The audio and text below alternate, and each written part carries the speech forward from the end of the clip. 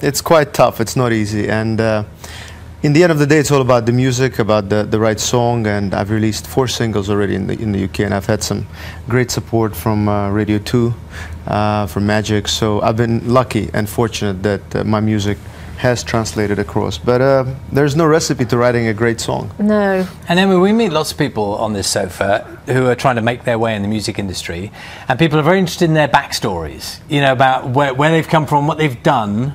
Your backstory is a very unusual one, and maybe I can do the short version, which is you are the son of a very, very wealthy man now, possibly a billionaire. You probably don't want to go through the details, but a very rich man, but you came from very humble origins.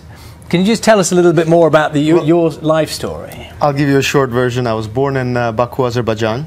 You might know it because of the Eurovision Song Contest that just took place there.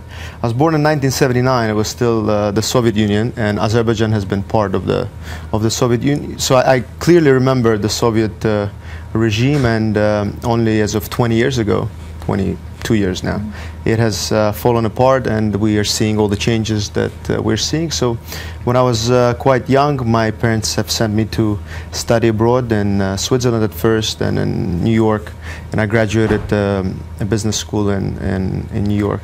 So business education, not a musician originally. So you grew up, I mean, as a young child, you were growing up under a Soviet system. You remember the queuing, you remember the, you know, very difficult conditions. What were your dreams then?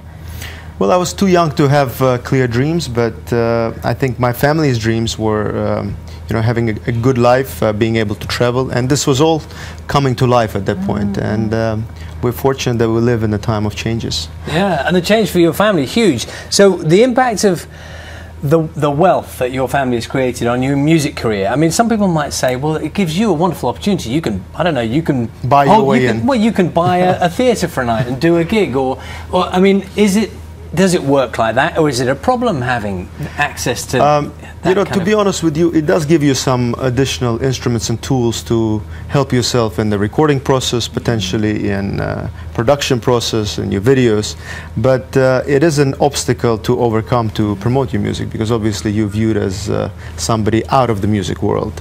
And you know, I've been lucky to have an audience to be able to promote my music through live gigs and concerts, which I think is the authentic way to do it.